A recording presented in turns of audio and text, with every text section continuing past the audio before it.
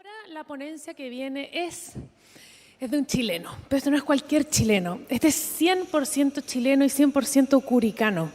Él es básicamente dueño de casa. Él ha dedicado toda su vida a la investigación y producción del cerezo. Es ingeniero agrónomo, es experto internacional especializado en el cultivo del cerezo y, por cierto, es director de PEC Chile. Va a estar hoy día con la ponencia Cómo producir cerezas de alta calidad, reducir los costos de mano de obra y mejorar la rentabilidad del huerto. Está completamente en su casa y con la pasión que habla de toda esta industria se refleja. Le damos la bienvenida con un fuerte aplauso a Patricio Espinosa.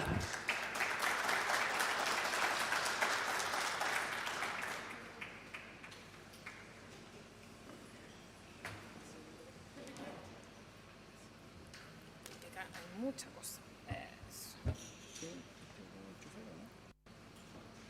Sí, entonces pásame, hay un adaptador. Sí, ahí viene el chico que lo va a...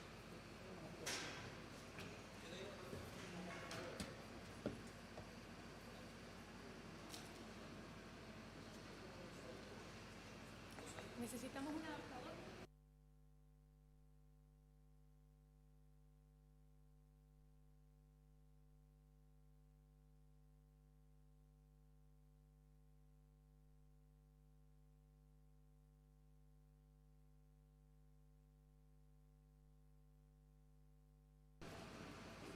Y así está todo.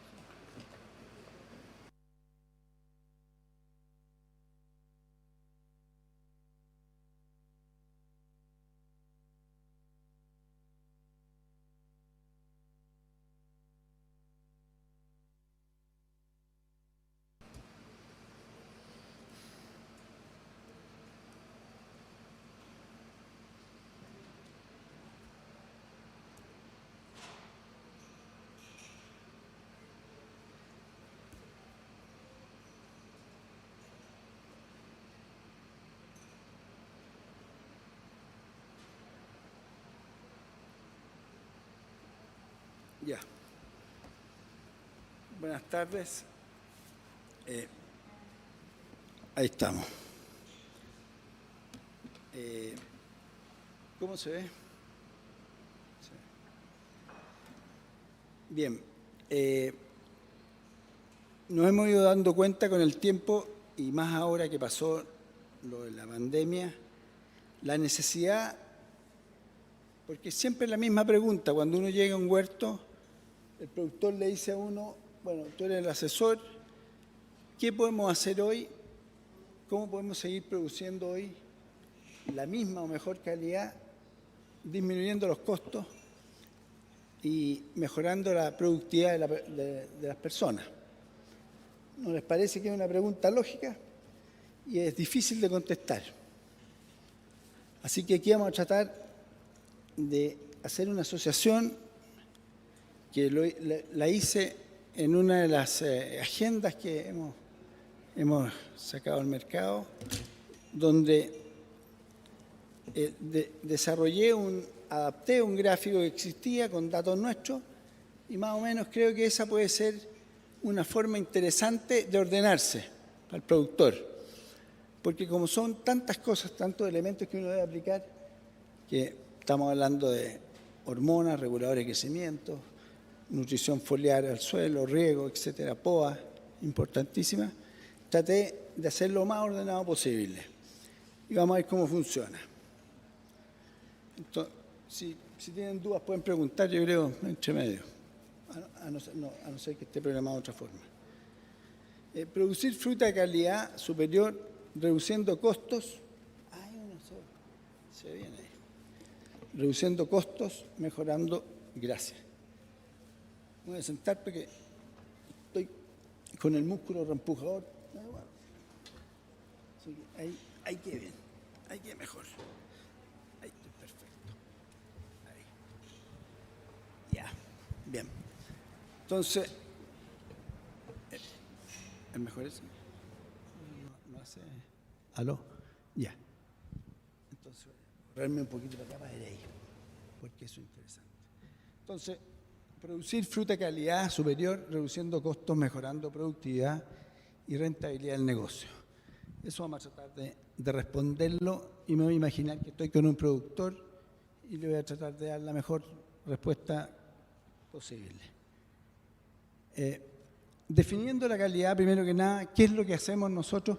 Porque lo que hagamos, durmamos, hagamos ejercicio, limpiemos el campo, compremos nutrientes, lo que sea, todo tiene relación con un objetivo final que es producir fruta de calidad, firme y de buena post cosecha. ¿Estamos claros en eso? Entonces, aquí hay un tema importante que tiene relación con el producto que uno tiene que mandar. Y dice claramente que el tamaño y la firmeza son relevantes, la condición y calidad también, las variedades, por supuesto. Hay variedades tempranas, de media estación y tardía, y también la oportunidad de llegada es clave. Todo eso afecta evidentemente al valor. Entonces, siguiendo con la definición de calidad final de la cereza, porque con esto estamos definiendo la calidad final de la cereza, hay un tema importante que siempre se considera, que es el siguiente. Si ustedes tienen un fruto jumbo, que es entre 26 y 27,9 milímetros, eso es el 100%. Por lo tanto, por cada calibre que yo subo, mejoro el precio en un 20%. Pero a su vez, si yo bajo de ese calibre, deterioro en un 40%, o sea, en un 60% el precio. ¿Se fijan? O sea, bajar de calibre es mucho más notorio y más evidente a las arcas que uno puede conseguir que subir un calibre, para que lo tengan claro. Entonces, hay que tratar de invertir para poder subir los calibres.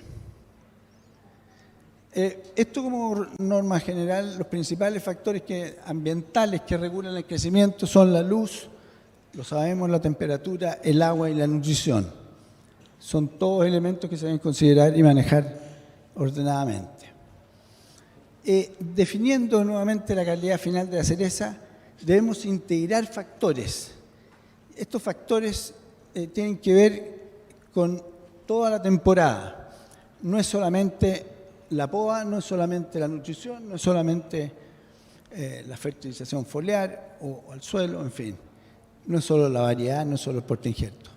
Se debe injertar todo. Es extremadamente importante integrar bien. Y hay gente que lo hace. La principal herramienta para ajustar la carga, que sería el primer elemento a considerar, siempre hay algo con lo que uno tiene que empezar, y en este caso empezamos con la poda. Y la poda invernal definitivamente es la herramienta más barata, económica y eficiente. Lo que ocurre es que recién ahora la gente está aprendiendo a podar, y me incluyo. Yo afortunadamente, como en algún minuto traje la idea de los nuevos sistemas de conducción a Chile, me vi en la necesidad de aprender un poco más rápido a podar. Todos van a tener que aprender. Pero cometemos muchos errores. Y esos errores hoy sabemos nosotros cómo corregirlos y relacionamos mucho mejor la fisiología con el corte y la respuesta. Eso ya está y es cosa de instruirse. Por lo tanto, la poda invernal hay que realizarla sí o sí.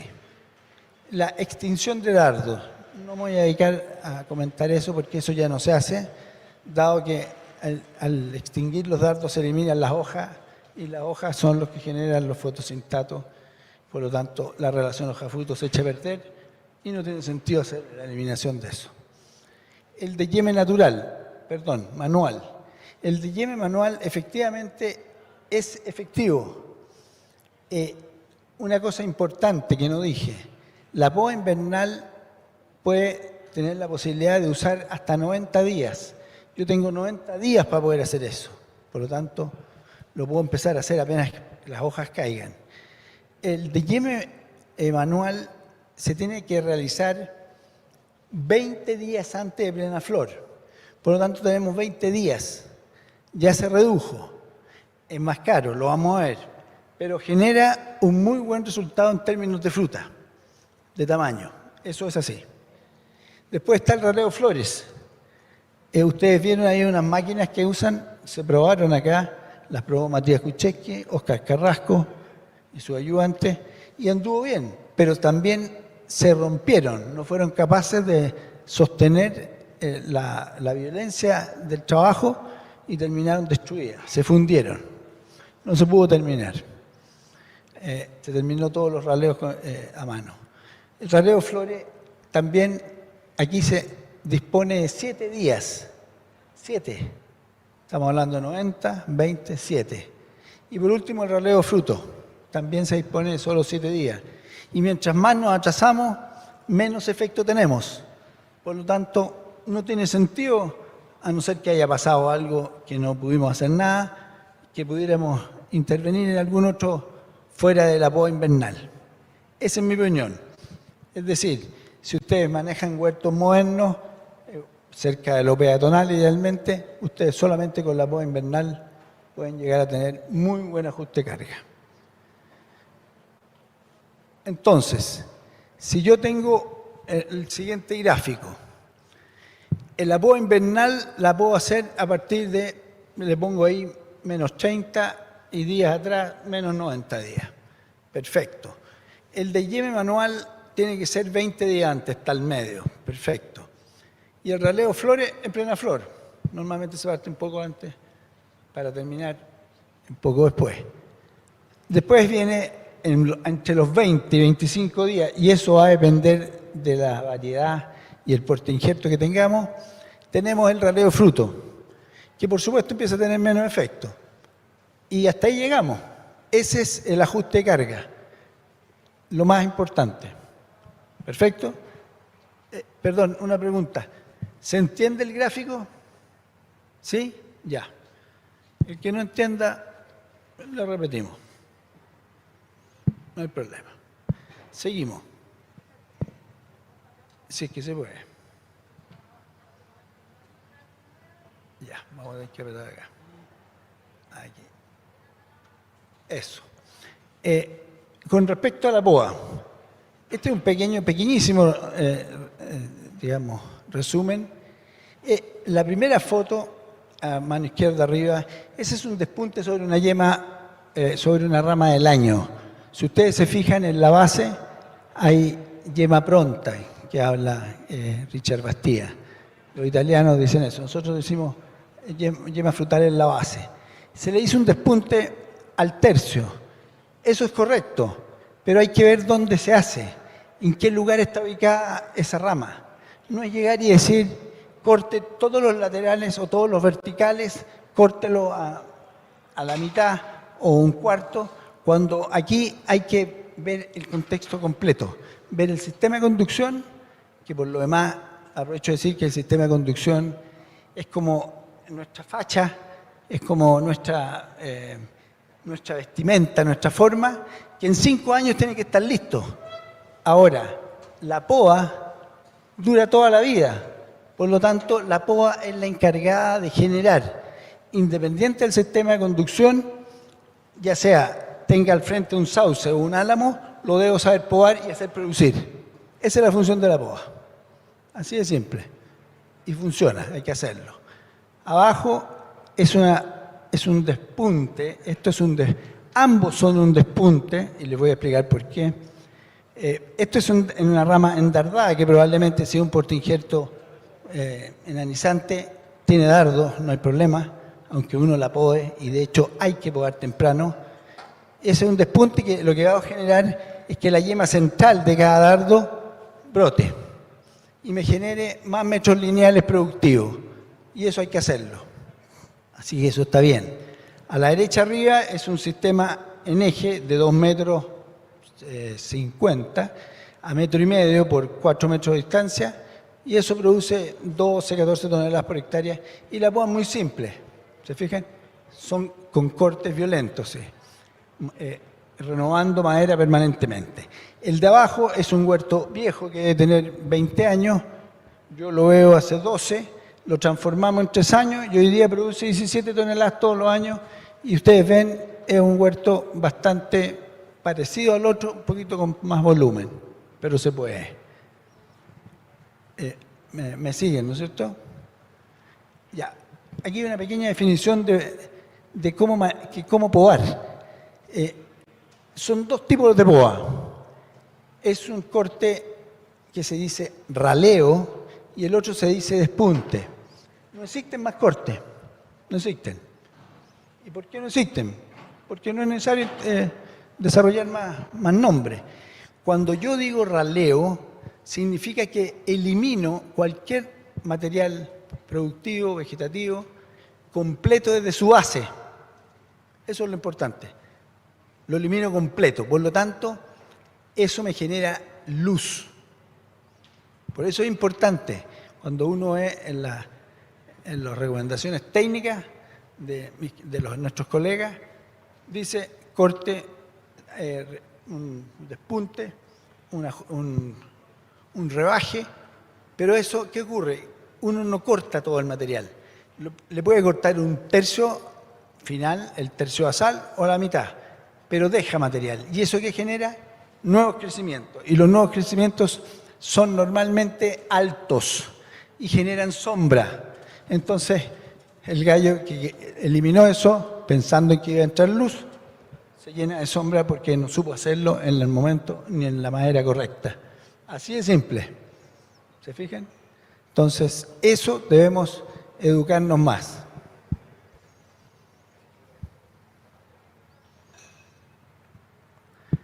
Bueno, acá lo que muestra es que la calidad de la fruta, que parte en una yema, se inicia muy temprano. Es decir, yo desde que podo ya empiezo a poder elegir el material. Por eso los elementos colgantes se deben eliminar, porque sí o sí producen frutas chicas y desgasta al árbol y evita que entre la luz necesaria. Y tenemos siempre mala relación hoja-fruto, ¿correcto? Las yemas pequeñas brotan más tarde. Las yemas grandes brotan antes. Y esa es otra cosa que perdemos. Muchos huertos, yo diría el 90% de los huertos, si no más, pierden el 10% de las primeras flores que son los mejores tamaños. Nosotros estamos haciendo unos ensayos con unas cámaras que estamos grabando todo el proceso fenológico de la planta y lo hicimos, cerramos cuando teníamos un 10% flores abiertas, le pusimos una malla, después cuando teníamos un 50% flores abiertas, otra malla y después el 80%, porque se define un árbol con el 100% de flores abiertas cuando el 80% de sus flores del lado norte están abiertas. Esa es la definición. Le pusimos y lo tapamos. Vamos a ver cómo anda. Y si anda bien, yo creo que nos va a ir bien, porque vamos a favorecer el poder polinizar las primeras flores que son las mejores. Ahí estamos podando. Y fíjense una cosa. Sigan la primera, no tengo puntero. La primera lámina, ustedes ven algunas ramas que están con unos ángulos cerrados, ¿sí o no? Acá en la segunda también, pero ya menos.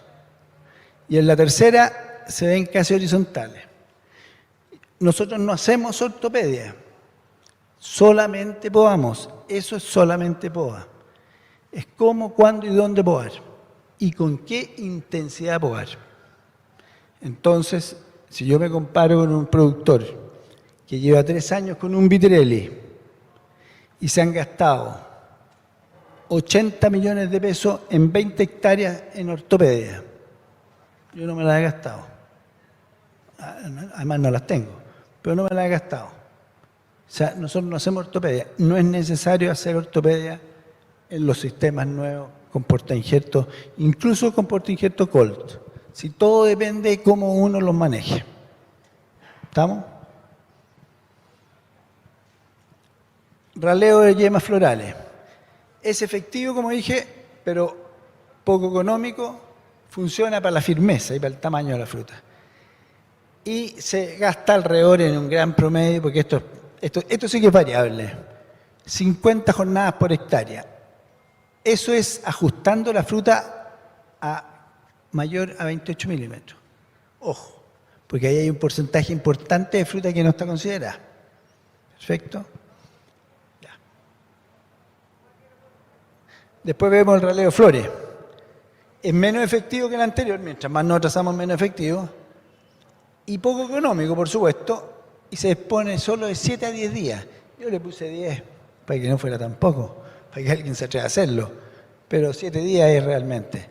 ¿Por qué? Porque una flor dura 5, y de esos 5 días, 2 son días hábiles, así que está librecita, no hay nadie en la casa, y puede pasarlo muy bien y lograr polinizar, pero la idea es que la floración no sea superior a 10, 12 días. Si supera 14 días, hasta 20 días hemos tenido, es muy extensa y ya todo empieza a ser poco homogéneo y heterogéneo, que lo vamos a ver más adelante cómo nos afecta. Porque lo que yo estoy tratando de decir aquí son los pasos necesarios y seguros para que ustedes produzcan la fruta correcta. Tenemos 40 jornadas por hectárea, y también ajustado fuera de los 28 milímetros. Este raleo fruto, menos efectivo por supuesto, poco económico, también se dispone en 7 días, jornadas son las mismas en este caso, pues puede variar sin duda. Yo copié datos de los ensayos que hay, porque yo no he hecho estos ensayos. Ajustado fruta a 28 milímetros, mayor a 28 milímetros.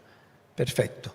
Otra cosa importante es hacer lo que hace muchos años ya se hace, un análisis de yema, porque eso va a determinar la intensidad del corte, la intensidad de la poda, dónde podar, la altura, si el árbol está complicado en el tercio medio, tercio basal o tercio apical, en una cara, en un sector, en una esquina del huerto. Son datos que tienen que tener, porque eso va a servir para ir tomando mejores decisiones. Después, los reguladores de crecimiento, citoquininas, auxinas, giberalinas, etileno, ABG para polinización y control de vigor. Hay otras cosas, pero esto yo creo que manejado sería como lo más relevante y lo más importante. Con respecto a la citoquinina, es el regulador del crecimiento. Eso lo demostramos, lo conversaba la otra vez con un colega, profesor de la Universidad Católica, Juan Pablo Subercasó, y le dije y le expliqué, esto lo venimos haciendo y yo no he desarrollado nada. Yo le he copiado a los gringos y le he copiado bien. Si los gringos nos llevan 50 años de ventaja y la van soltando cada 5 años, hay que copiarle bien, nada más. No hay que ser un Einstein. Y la citoquinina se demostró que a partir lo demostró Todd Heinger, del día 30 empieza a generar división celular. ¿Qué es lo que ocurre? ¿Por qué antes hacía después de floración? No funciona tan bien. ¿Cuál es el cuidado que hay que tener? El cuidado es que, como en ese periodo hay poco tejido verde expuesto, tenemos que tener muy buen mojamiento y muy buenos adherentes, pero funciona, la fruta crece más. Se divide más veces, mientras más veces se divide, más células voy a tener que llenar en la última subida después de los 45 días. Esa es la citoquinina. Ahora, la citoquinina tiene respuesta importante hasta 10, 15 días después de plena flor. Eso también es real. Pero ¿para qué ocupar 15 días cuando puedo ocupar 45? Es lógico. La auxina es la hormona del crecimiento, es la hormona que hace crecer los brotes. Por eso la auxina se usa más consistentemente en el periodo cercano a la floración, no antes, o pasadito a la floración. La auxina produce inhibición lateral, por lo tanto hay que controlar también ese excesivo desarrollo. Después viene la giberalina. La giberalina produce elongación en el último crecimiento del fruto, donde el fruto adquiere el 80% de su peso, cuando el 15% lo obtiene en la fase 1. Por lo tanto, me queda un 5% que lo obtiene ¿dónde? En la fase 2. Lógico. Entonces, después viene la ABG, que es la polinización, que permite que las flores estén más tiempo dispuestas y en condición para ser polinizadas y posteriormente cuajadas. Y por último viene el control del vigor a través de la prohexadiona de calcio, que es un regulador de crecimiento, el cual es sumamente estricto. ¿Por qué digo eso? Porque lo hemos probado con brotes de 1 centímetro y con brotes de 5 centímetros y con brotes de 10. Y solamente funciona con el de 5. No me digan por qué, pero así es. Si se pasan de 5, no funciona como ustedes quieren. 5 centímetros hasta 3 veces cada 7 días. Estoy como el doctor. Ya, sigamos. Entonces, vamos al gráfico. En verde, ¿por qué? Porque es una aplicación foliar. No sé, por la sociedad verde, ¿está bien o no? ¿Puede ser otro color? Sí, pero la sociedad verde. Dice, a partir de 30, citoquinina. Y arriba dice citoquinina en grande y abajo auxina. Si ustedes se fijan, la siguiente nota dice citoquinina también en grande, pero la auxina ya empieza a crecer de tamaño. Eso lo que quiero representar es la importancia que tiene la hormona a medida que va pasando esto. Porque lo hemos probado también y hemos visto resultados, cuando las hormonas actúan en conjunto, como lo hacen en la naturaleza, funcionan y responden mejor. Los árboles la reconocen mejor, por lo tanto hay que tratar de que sean en conjunto, pero las proporciones es lo que importa. Tercero, si uno usa hormonas naturales, de origen natural, puede usar mucho menos dosis porque la planta la reconoce aún mejor. Ahora, el ABG va aplicado entre 15 y 10 días previo a la floración. Posterior a la floración están la citoquinina con auxina, donde empiezan a aumentar, y de ahí para adelante le ponen auxina y la citoquinina cada 7 días, no hay problema. Pero en esas relaciones. Ahora, el prohexadiona de calcio se aplica a los 20 días o cuando el brote tiene 5 centímetros, el brote superior, porque ustedes aplican al tercio superior y esto chorrea. ¿De acuerdo? Después viene el ácido giberélico a los 45 días. ¿Por qué 45 días? Porque a los 40, ¿por qué no a los 40? Lo podría ser. A lo mejor puede ser. ¿Sí o no? Podría ser a los 40. Claro que puede ser a los 40. Porque el giberélico se aplica 21 días antes de la cosecha o una semana antes. 4 semanas antes o 3 semanas antes. 3 semanas antes son 21 días y 4 semanas son los 27 días. Ahora, ¿cuál es la diferencia entre una cosa y otra? Yo tengo que ver qué es lo que quiere el productor. El productor qué variedades tiene, cómo está cosechando. Porque puede querer aplanar su curva de cosecha. Porque a lo mejor no tiene gente. Entonces, cuando ustedes aplican dan una sola aplicación 3 semanas antes, con partes de millón que pueden ser desde 10 a 60, eso lo deciden ustedes con el agrónomo, pero también van a tener menos efecto si tiran una antes, la 4ª semana, cuando la fruta aún no está amarilla o no está en viraje de color. El viraje de color en general, en la variedad ocurre en 45 días, puede variar, depende del portainjerto, depende del año y otra cosa importante, escuchen. Los estados fenológicos 1, 2 y 3 tienen relación directa, el estado 1 y el 2, con las temperaturas nocturnas. Ojo, el estado 1 y el estado 2 son inversamente proporcionales a las temperaturas nocturnas. Entonces hoy día, con las temperaturas bajas que ha habido, ¿qué significa? Que el estado me está durando más. ¿Y es así o no? ¿Quién tiene cereza aquí? Nadie, son de durazno. Allá, ahí se ve. ¿Te está pasando, no? Está más prolongado. Obvio. Porque nadie le había dicho a uno que la temperatura invernal, la temperatura nocturna afecta directamente al desarrollo. Entonces eso les va a ir ayudando para que ustedes calculen con su agrónomo de su exportadora, que seguro le explica esto, para que puedan calcular cuándo van a partir las cosechas. Entonces, programan la gente que no tienen. Por eso es la importancia. En cambio, el estado 3 es directamente proporcional. ¿Qué significa, Juan Pablo?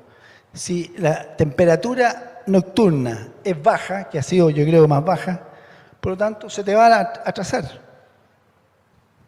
Temperatura mayor, mayor prolongación de la... no sé si entendieron. ¿Les queda claro la relación o no? ¿Sí? Ya, qué bueno. Eso es importante porque ayuda a tomar decisiones. Después, la polinización, lo que veíamos. Esto también lo hizo Todd Henninger. Y fíjense ustedes ahí, abril a 16 de abril, eso es el hemisferio norte, la cantidad de flores temprano. Y miren el calibre en el segundo cuadrito blanco. Es el máximo, el mayor. Entonces, esas flores hay que aprovecharlas, porque eso puede ser 3 veces más de precio. Y acá está los milímetros al cuarto día. Miren, 28,5 contra 27,1. Oye, yo tengo un puntero ahí. ¿No habrá alguien que tenga después? No sé si lo traje. Por favor, disculpen que... No, ya no importa. Ya, no te preocupes. Ya, fíjense después, baja 25. O sea, el primer día está mucho más grande y eso es notorio y hay que aprovecharlo. Por lo tanto, las abejas tienen que llegar antes y las abejas las tienen que medir bien para que sean de buena calidad. Ya. Después tenemos la citoquinina. Bueno, la citoquinina, como decíamos previamente, se aplica entre 30 a 20 días y el momento de aplicación es ese que ven ahí. Ese es el momento ideal. Lo que ocurre, como les expliqué, es que puede que exista poco material vegetativo expuesto, por lo tanto hay que mojar muy bien. Se pueden esperar un poco más, pero ya están partiendo anticipadamente, así que les va a ir bien. Después viene la auxina. Y las auxinas tienen otra función, que trabajan bien con la floración. Y ahí ven un efecto de la auxina. En el arbolito, aquí lo estoy tapando. Ese arbolito, fíjense, el crecimiento de los brotes punteros inhibe el crecimiento basal. En la medida que yo deje crecer esos brotes, pero el corte que yo le hice inicialmente inhibió temporalmente esta brotación lateral, el crecimiento vertical, y generó justamente estos brotes laterales que no se habrían generado si yo no los punto. Ahí está el mejor ejemplo de la dominancia auxínica, que la tienen todos los brotes. Y la cereza principalmente, porque la cereza es un árbol que crece vertical y es de los bosques. Entonces compite muy bien. Y los crecimientos que tiene son largos y cada ciertos tramos genera unos verticillos como unos dedos, pero son cerrados, porque justamente tiene esa dominancia auxínica. Después tenemos el ácido gibberélico, que principalmente afecta al tamaño, al peso del fruto, a la firmeza y al color. Entonces, cuando yo en el quiebre de color, que estoy ahí en los 45 días, ¿lo ven? Acá, estoy tapando, que ahí me da toda la luz. Pero en los 45 días está el quiebre de color. Ese es el minuto que normalmente uno pensaría tirar, que son 21 días o 3 semanas antes de la cosecha. Uno puede hacerlo también una semana antes y la fruta queda mucho más firme. Ahora, hay que tener cierto resguardo, porque mientras más gibberélico tiro y más cerca de esa aplicación tengo lluvias o garúas, la probabilidad de partidura es mayor. Hay que tener cuidado. Y lo otro que hemos visto, que el aumento de gibberélico, más que las veces, pero por supuesto que todo suma, pero el aumento de los gibberélicos de 10, 20, 30, 40, hasta 60, y si a eso lo hacen un año, 2 años, se ha visto en la Bing que el pedicelo se cae antes. ¿Lo han visto? ¿Alguien ha tenido esa experiencia? Así es. Entonces, ojo con el ácido gibberélico. Hay que regularlo bien, porque empieza a generar problemas. Por otro lado, el ácido gibberélico disminuye la inducción, y ustedes saben que la inducción es hasta 7 semanas después de plena flor. Hasta ahí yo tengo, digamos, puedo influir en que induzca más o induzca menos, dependiendo de lo que haga. Entonces, esto también con respecto al crecimiento del fruto. Aquí dice, en VIN se ha escrito caída prematura pedicelo. Ahora, con respecto a al crecimiento del fruto, el fruto es algo visible que está arriba de la tierra, o sea, está en el espacio. Pero también tenemos crecimiento radicular. Entonces, tenemos que tener cierta sincronía para eso. Y eso se los digo porque ahora viene el tema de la nutrición. Hemos visto la POA, hemos visto los reguladores de crecimiento y ahora hay que ver la nutrición para poder mantenernos bien. Entonces, puede ocurrir que dependiendo del año, la curva o el pic, el primer pic radicular, se corra de la plena flor. Siempre la plena flor es el día 0. Eso es importante. El día 0, ustedes se regulan para los días y van a andar muy bien. Y después tienen que juntar esos datos año con año y les va a ser muy fácil producir y ordenarse. Entonces, esa curva que está ahí puede variar y ustedes tienen que saber si está variando. Ahora, nutrición, riego y drenaje, lo puse todo junto, porque ya estamos más o menos en la hora. Primero que nada, es recomendable entre 20 a 25 días después de plena flor hacer un análisis foliar. Esto no se hacía antes, pero ahora se hace. ¿Por qué? Porque antes no se producían 17 toneladas por hectárea, ni 20, ni 18. Entonces, no hay parámetros, no tenemos parámetros. Entonces, lo mejor es compararse con uno mismo.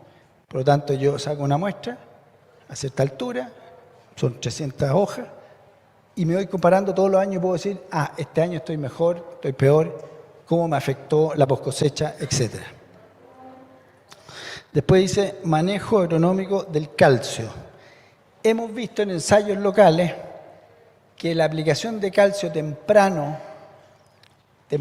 es decir, desde el inicio del pic del crecimiento radicular, el que vimos anteriormente, en el inicio del crecimiento radicular hasta el pic, aplicaciones en esa época han permitido que la fruta sea más firme, más tamaño y tenga mucho mejor post cosecha y 3 a 4 veces más porcentaje de calcio en el fruto. Entonces eso hay que hacerlo. Lo venimos haciendo hace 3 a 4 años. Funciona. Pero ojo, cuando apliquen, porque como se hace a través de riego, cuando apliquen no sigan regando porque ahí están en septiembre y los riegos deben ser de la segunda semana de octubre para adelante. Ha pasado que riegan y las plantas se empiezan a poner amarillas. Ojo. Después viene control de napas freáticas con tiempo de riego y control de frecuencia de los riegos. Perfecto, eso está más que claro. Aquí está lo que acabamos de hablar, en resumen. Calcio lo aplican previo a la plena flor, pasado plena flor. El análisis foliar lo hacen el 20 al 25 y el control de tiempo y frecuencia de los riegos parten desde el 25 para adelante y el control de napa freático igual. ¿Está claro? Ya. Eso, el análisis foliar, esa es la situación.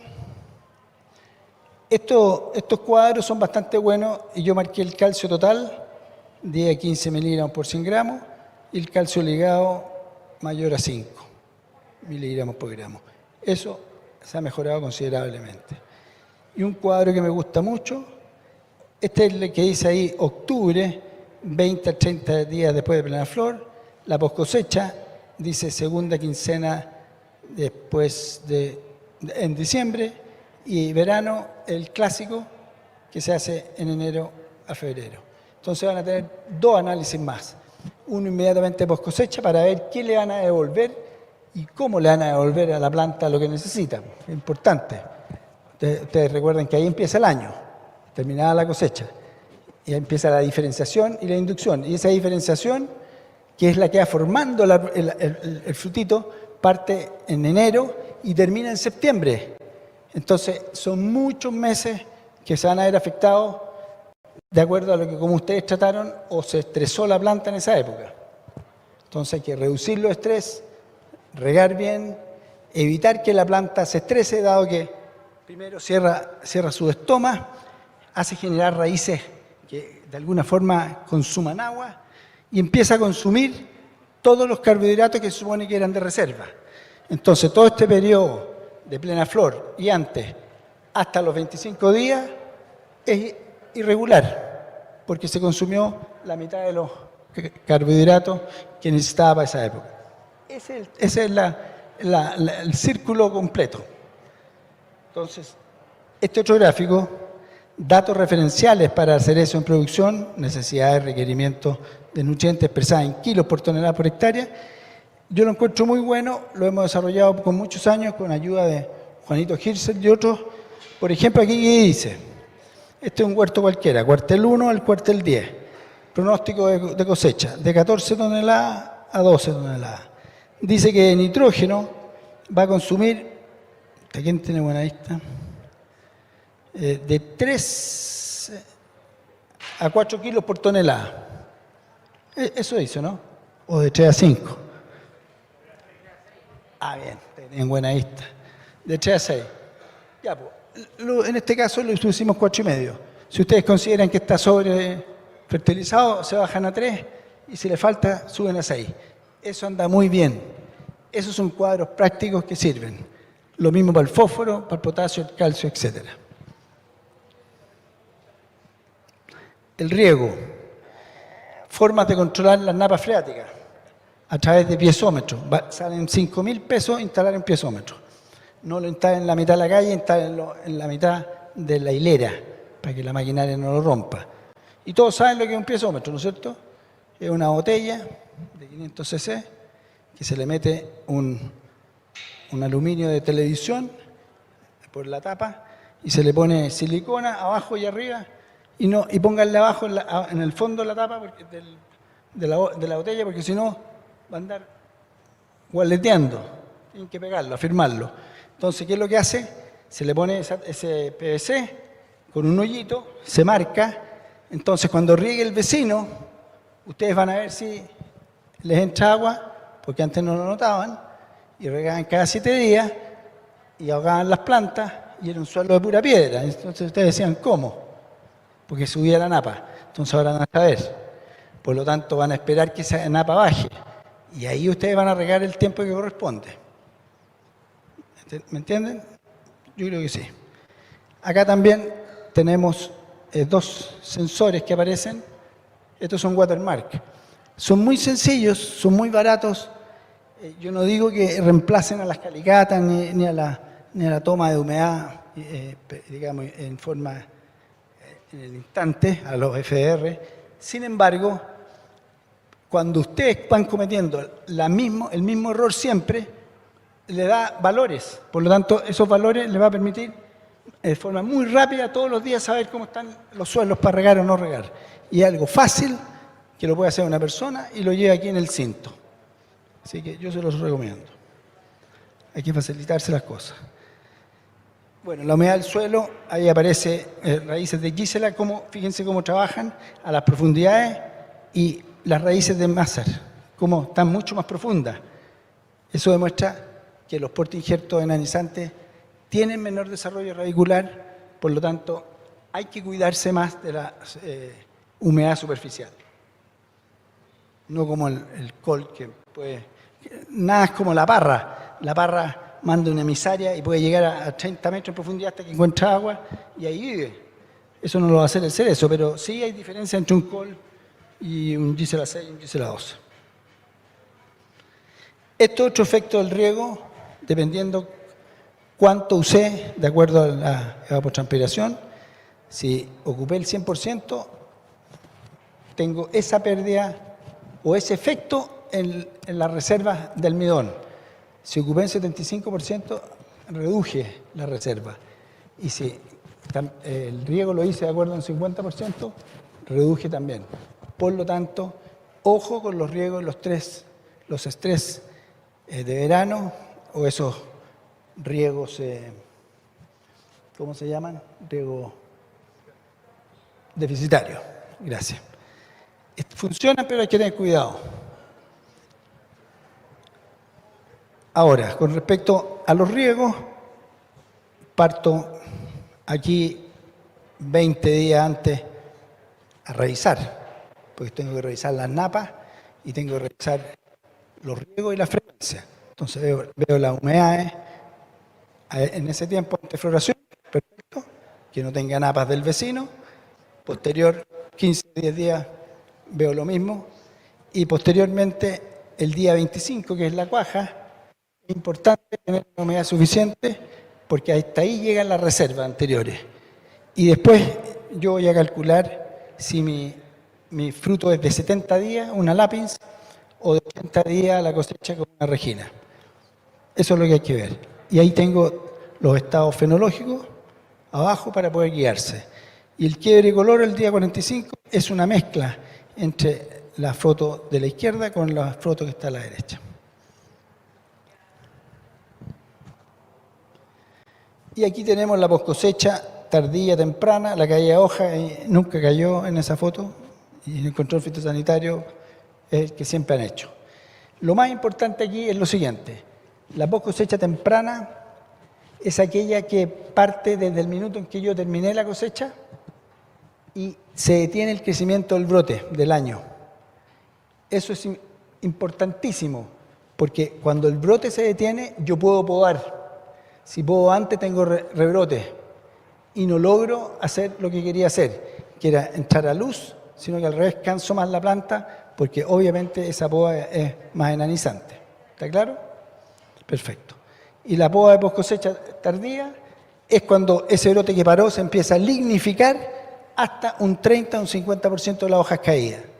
Y eso hay un cambio de horas de luz, viene la planta se empieza de a poco a habituar hasta que logre botar las hojas.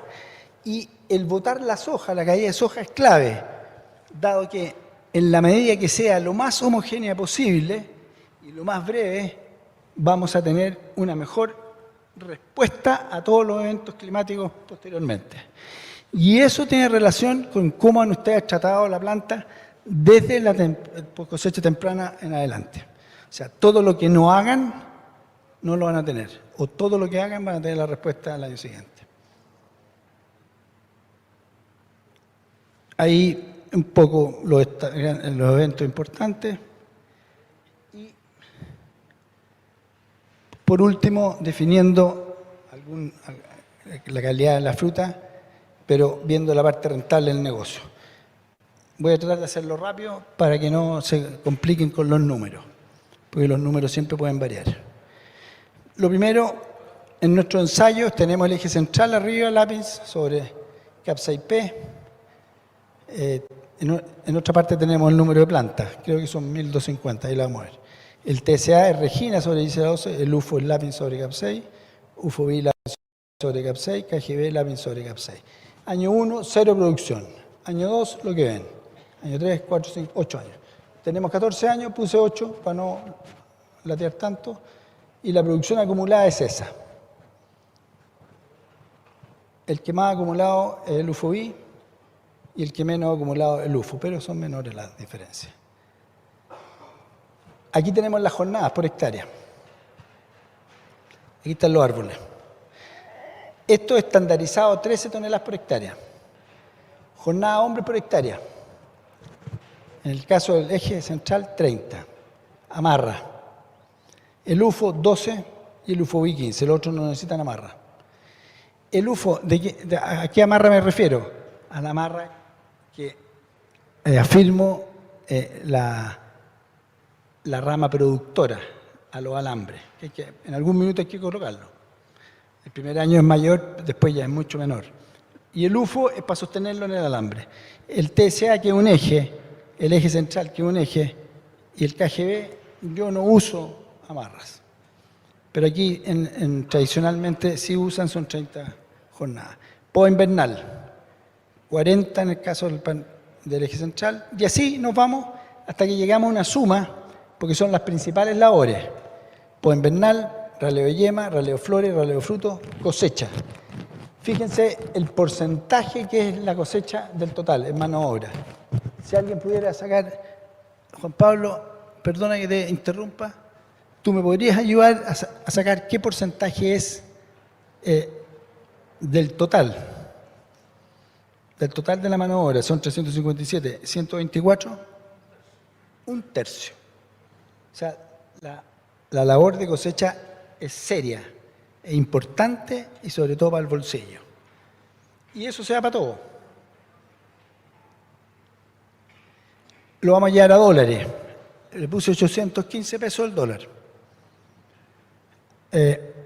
Mira, la cosecha en plata, ¿cómo anda con los principales?